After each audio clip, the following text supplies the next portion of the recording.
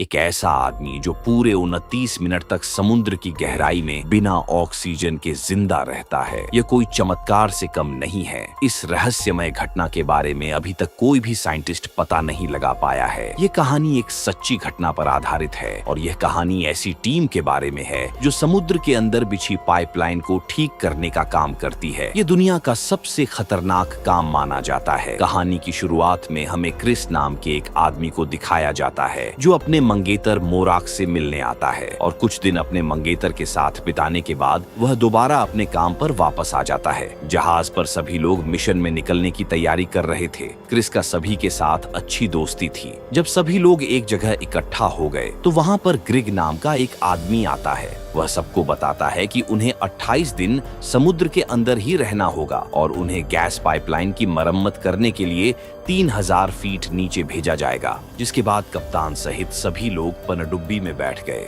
और जहाज उस जगह ले जाने लगे जहां पर पनडुब्बी को छोड़ा जाने वाला था। पानी में जाने से पहले कप्तान सभी का हौसला बढ़ाता है क्योंकि यह काम बहुत ही खतरनाक था। मिशन पर जाने से पहले क्रिस ने मोराक से भी बात की। तभी अचानक मौसम बिगड़ने लगा और तेज बारिश भी हो रही थी। ऐसा लग रहा था कि मानो तूफान आने वाला है। रात को सभी लोग सो रहे थे। तभी उन्हें उठाया गया और सभी लोग मिशन में जाने के लिए तैयार हो गए।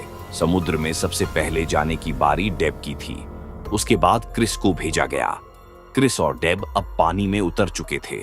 उन दोनों पर लगातार नजर रखी जा रही थी ताकि जरूरत होने पर उनकी मदद की जा सके। लेकिन तभी जहाज में कुछ खराबी आने की वजह से अलार्म बजने लगा और इसीलिए तुरंत ही पनडुब्बी को ऊपर बुला लिया गया, जिसका मतलब था कि अब डेब और क्रिस को भी वापस आना था। कप्तान ने रस्सी नीचे फेंकी जिसकी मदद से डेब और क्रिस ऊपर आने लगे। लेकिन अचानक पनडुब्बी को झटका लगा और क्रिस घायल हो गया, जिसकी वजह से अब उसे ऊपर आने में मुश्किल होने लगी। लेकिन तभी डेब ने क्रिस को हिम्मत देते हुए कहा कि मैं फिर से तुम्हारी मदद करने के लिए वापस आ रहा हूँ, लेकिन तुम्हें भी तब तक हिम्मत करनी होगी।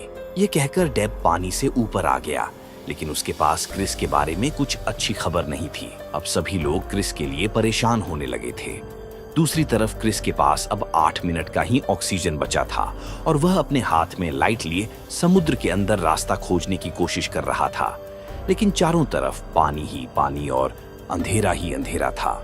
क्रिस के पैर में चोट लगने के कारण क्रिस का दर्द से सांस भी फूलने लगा था। इधर टीम के लोग भी क्रिस को बचाने के लिए ही काम कर रहे थे। बाहर समुद्र में पानी का बहाव भी बहुत तेज था। क्रिस के पास अब 4 मिनट का ही ऑक्सीजन बचा हुआ था। तभी क्रिस को एक पिंजरा सा कुछ दिखाई दिया। क्रिस उस पिंजरे के अंदर जाने के लिए बहुत ही कोशिश किया, लेकिन कामयाब नहीं हो पाया। तभी क्रिस को मोराक के वीडियो कॉलिंग में कही गई एक बात याद आती है कि तुम जब मिशन पर जाते हो तो हमेशा मुझे तुम्हारे लिए घबराहट होती है, लेकिन मुझे पता है कि तुम बहुत ही बहादुर हो और तुम हमारे लिए किसी भी मुश्किल का सामना करने से घबराओगे नहीं।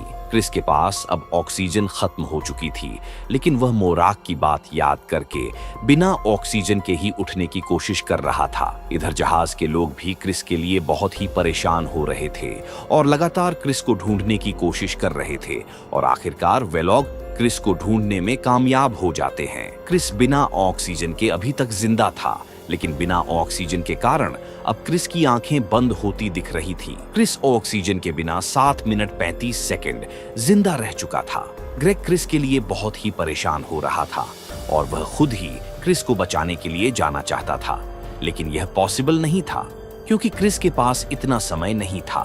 तभी ग्रेग ने उस मशीन को अपने कंट्रोल में लिया जिस मशीन से क्रिस को ढूंढा गया था। ग्रेग उस मशीन को क्रिस के पास ले जाता है ताकि उस मशीन की मदद से क्रिस को उठाकर ऊपर लाया जा सके। ग्रेग उस मशीन को क्रिस के पास ले गया और क्रिस को उठाने की कोशिश करने लगा, लेकिन क्रिस ने अपने आप को पिंजरे से बांध रखा था, जिसकी वजह से यह काम मुश्किल हो गया। ऑक्सीजन के बिना क्रिस के 16 मिनट गुजर चुके थे, लेकिन क्रिस के कुछ बॉडी पार्ट्स अभी भी हरकत कर रही थी, जिससे अंदाजा लगाया जा सकता था कि क्रिस अभी भी जिंदा है।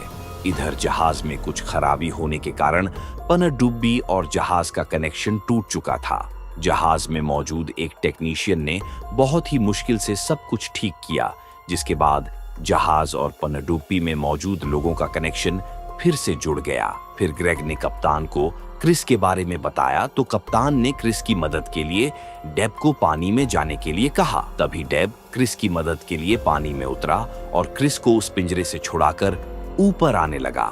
लेकिन तभी जहाज में कुछ खराबी होने के कारण जहाज को झटका लगा, जिसकी वजह से क्रिस और डेब एक मशीन से टकराने ही वाले थे कि डेब क्रिस को लेकर वहां से हट गया और दोनों बच गए। डेब रस्सी को पकड़कर बहुत ही मुश्किल से ऊपर आ रहा था क्योंकि वजन बहुत ही ज्यादा था, लेकिन किसी तरह डेब क्रिस को ऊपर ले ही आया। ऊपर आते ही कप्तान ने सबसे पहले क्रिस का हेलमेट उतारा। क्रिस पूरी तरह से सफेद पड़ चुका था।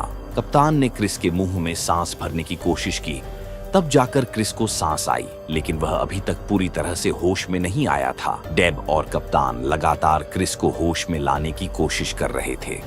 बहुत ही देर बाद क्रिस को पूरी तरह से होश आया, लेकिन क्रिस को कुछ भी याद नहीं था कि उसके साथ क्या हुआ था। जहाज के बाकी लोग भी बहुत ही खुश थे क्योंकि उनकी मेहनत रंग लाई थी। उन्होंने आखिरकार क्रिस को बचा लिया था। डेब लगातार क्रिस का ध्यान रख रहा था, जिसकी वजह से क्रिस रोते हुए डेब का शुक्रिया अदा करता है।